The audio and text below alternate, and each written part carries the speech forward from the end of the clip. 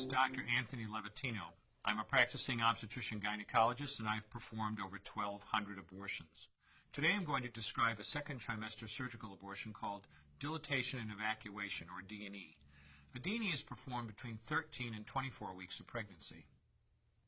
After administering anesthesia, the abortionist uses a weighted speculum, like this one, that opens the vagina widely. Because second trimester babies are so large, this greater access facilitates a late-term abortion. Late-term abortion requires that the cervix be prepared 24 to 48 hours in advance with laminaria. Laminaria is a type of sterilized seaweed that absorbs water over 8 to 12 hours and swells to several times its original diameter. Once removed, metal dilators can be used to further open the cervix as needed.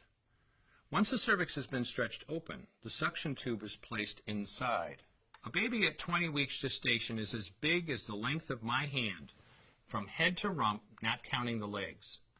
The suction machine is turned on, and pale yellow amniotic fluid surrounding the baby is suctioned out through the catheters. With babies this big, they don't fit through catheters this size. The baby's bones and skull are too strong to be torn apart by suction alone.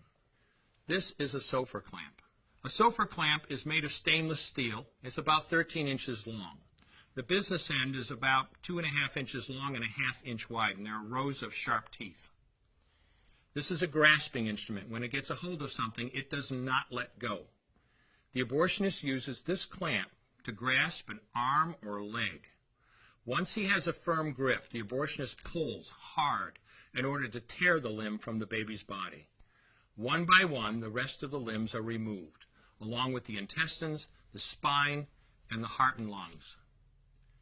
Usually the most difficult part of the procedure is extracting the baby's head, which is about the size of a large plum at 20 weeks. The head is grasped and crushed. The abortionist knows he has crushed the skull when a white substance comes out of the cervix. This was the baby's brains.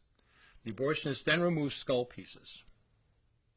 He removes the placenta and any leftover parts of the baby with a curette, scraping the lining of the uterus for any remaining tissue.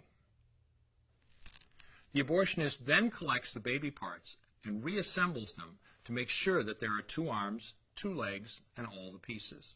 Once all the parts have been accounted for, the abortion is complete. For the woman, this procedure carries a significant risk of major complications, including perforation or laceration of the uterus or cervix, with possible damage to the bowel, bladder, and other maternal organs. Infection and hemorrhage can also occur, which can even lead to death.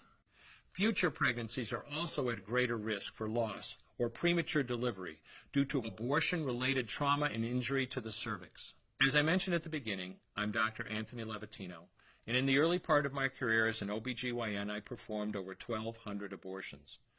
One day, after completing one of those abortions, I looked at the remains of a preborn child whose life I had ended, and all I could see was someone's son or daughter.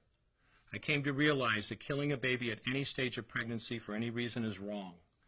I want you to know today, no matter where you're at or what you've done, you can change. Make a decision today to protect the preborn.